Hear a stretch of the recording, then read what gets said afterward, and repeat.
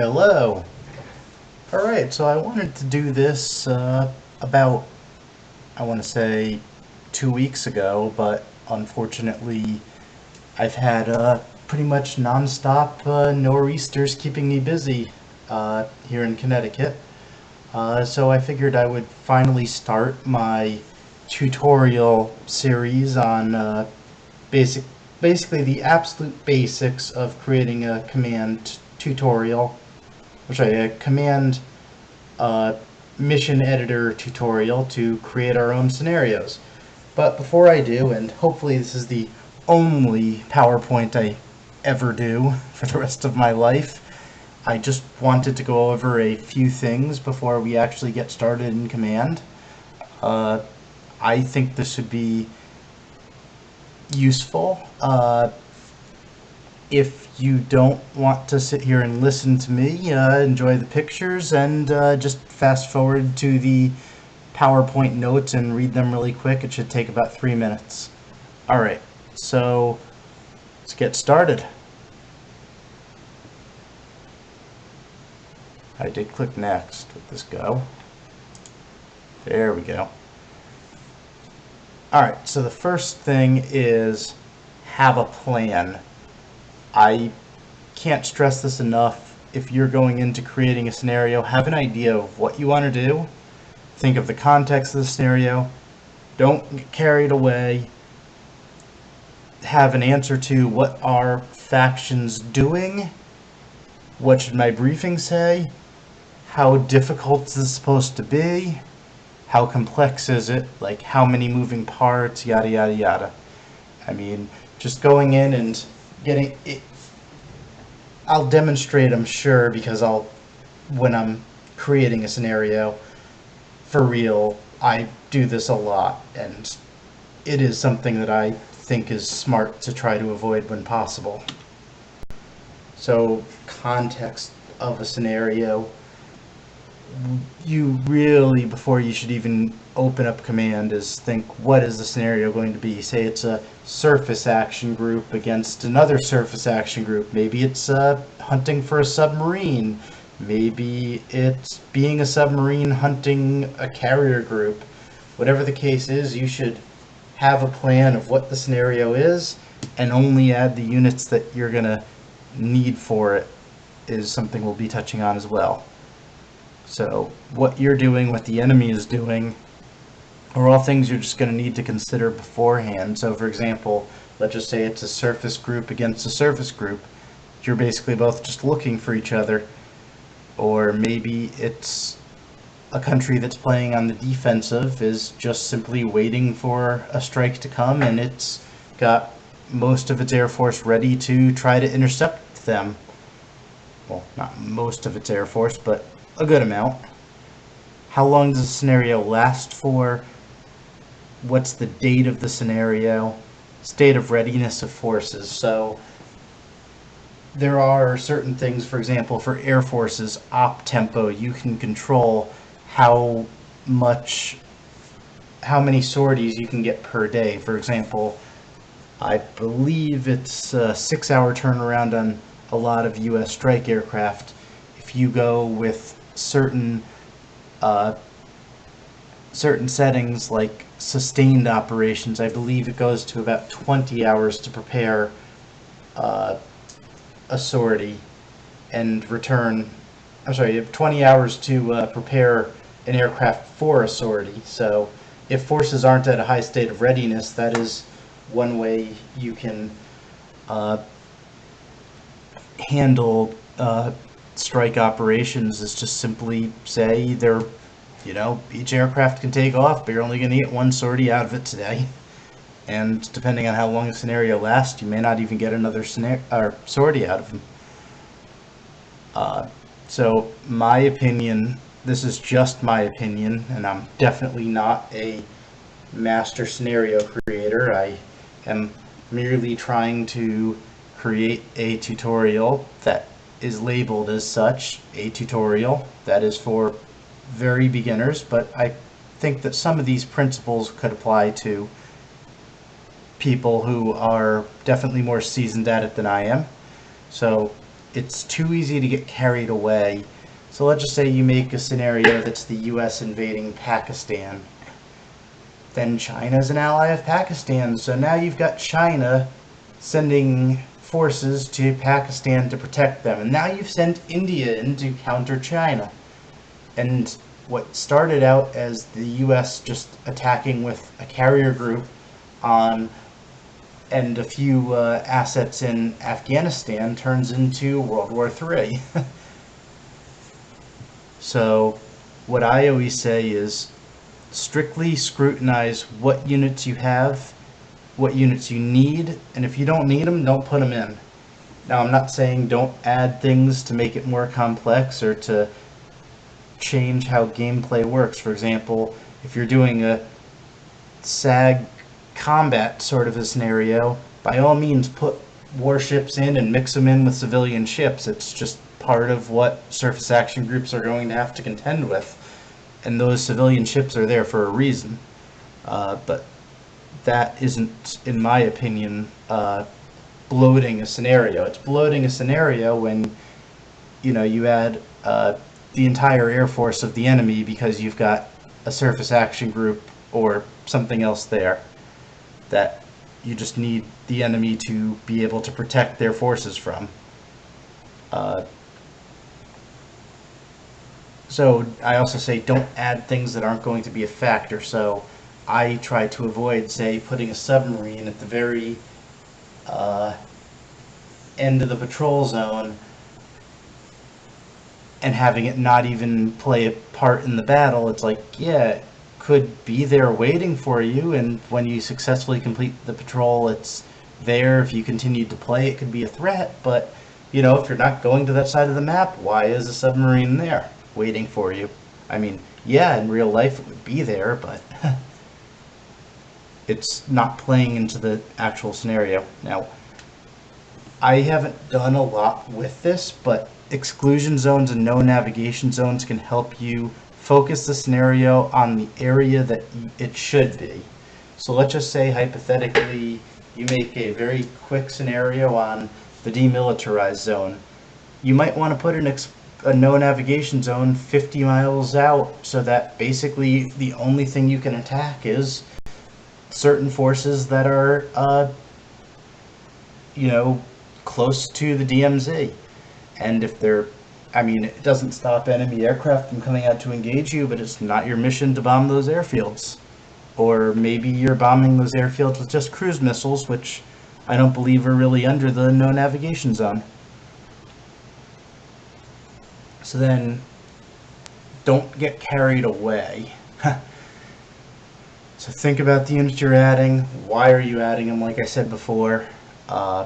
Remember, you can always delete units. I think it's always smart to try to delete units if you are just like, why is this here? And I recommend that you spend 99% of your time on a specific part of the map. If you're scrolling all over the place, it's probably too large of a scenario for you to pay the attention to detail to your units that you should be in command.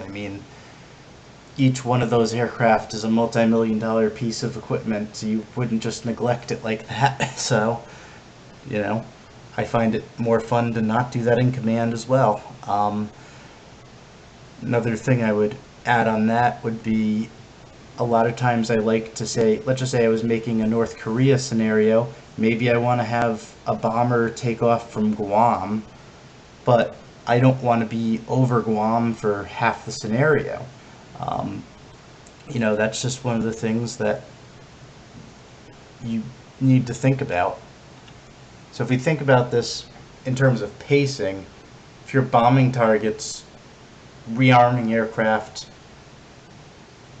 what are you doing with other assets? So let's just say that you have a submarine that's supposed to engage in a submarine duel with another sub. I would not put it in a scenario in which you're waiting for your bombers to come back up and you're just going to try to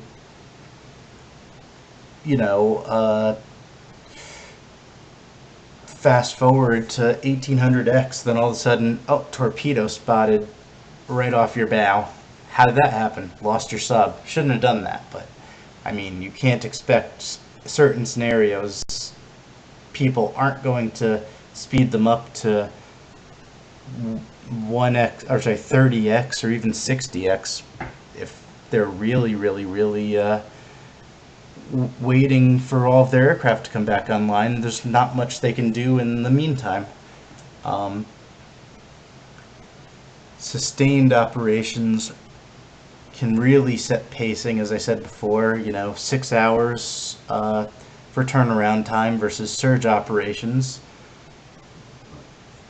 I'm sorry, sustained operations would be 20 hour turnaround time versus 6 hour.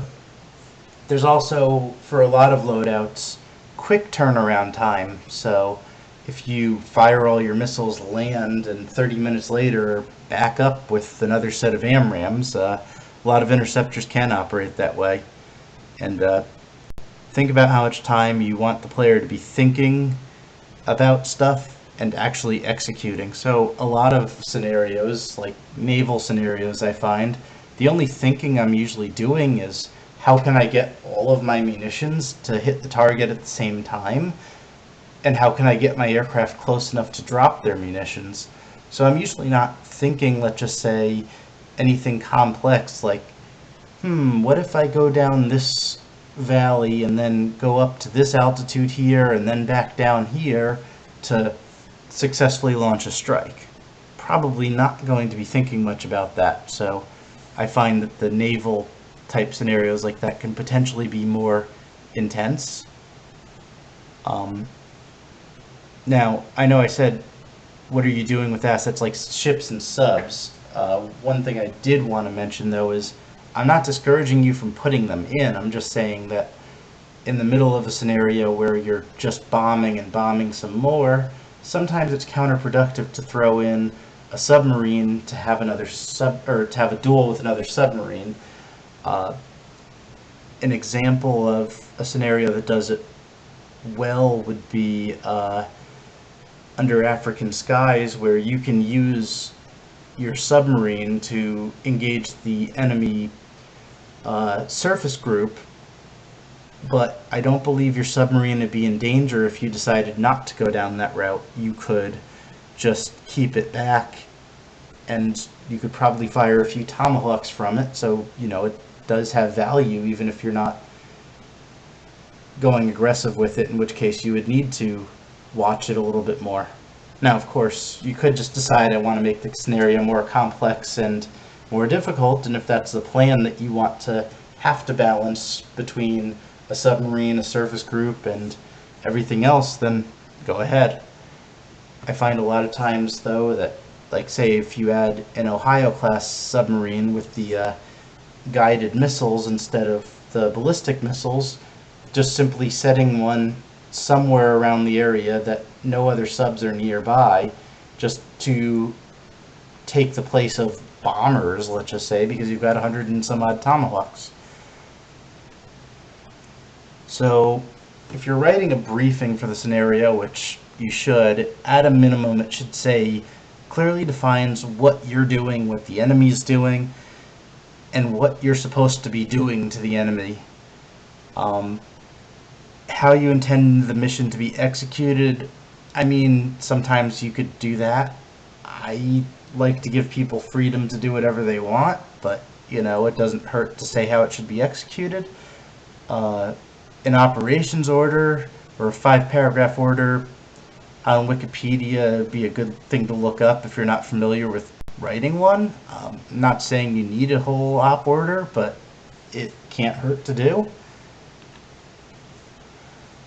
Complexity and difficulty. So just think about how many moving parts you want. That's going to increase complexity. For example, if you have a scenario that the only way to win is to do a time on target attack between aircraft at all different points, and some of them are not ready yet, others will be ready soon, and you need to actually think about managing your munitions.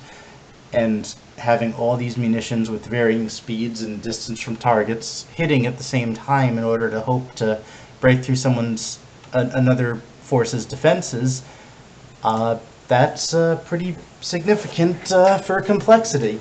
Then other things you could do would be time of day, weather conditions can actually throw in a pretty big wrench in certain operations depending on what aircraft you're using. And then also, you can definitely throw curveballs that someone is not expecting.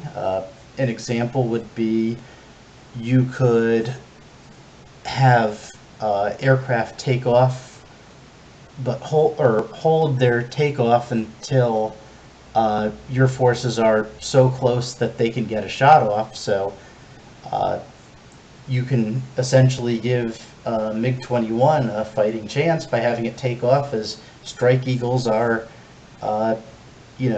20 miles out. So they just bum rush them. It can always be an unexpected surprise last minute, or well-hidden units that the player shouldn't see coming. And of course, tell the enemy how to behave to inflict more damage. So, if you want the enemy to be stupid, just set up a combat air patrol and let them wander off anywhere. But that's not going to be really hard to lure them out just by running your AWACS 200 miles away and their RWRs picking it up, chasing them out, and getting shot to pieces. But if you set up an intelligent enemy, you might be able to stand a better chance. Or maybe you want them to go out and be aggressive. I always say that if you want to make the scenario complex, that's fine, but I personally prefer to keep it simple in construction with simple principles. And the last thing I want to say is what I'll be doing next time around, which is building a scenario basically covering, going to add sides, we're going to add units on both sides, we're going to set up the enemy's behaviors, we're going to think about what we would need to do, and we're also going to set up events, triggers, actions, and it's not on there, but also briefings. Alright, I kept the PowerPoint brief, so hopefully I'll be able to find time to start making a scenario and demonstrating it. I do hope that somebody learns from this if they're a beginner, and I'll be pretty clear that I think that if you're really into military stuff, Command is going to be $80 well spent. I know it's expensive for a lot of games out there, but I love it. And it's excessively well modeled as a simulator. Alrighty.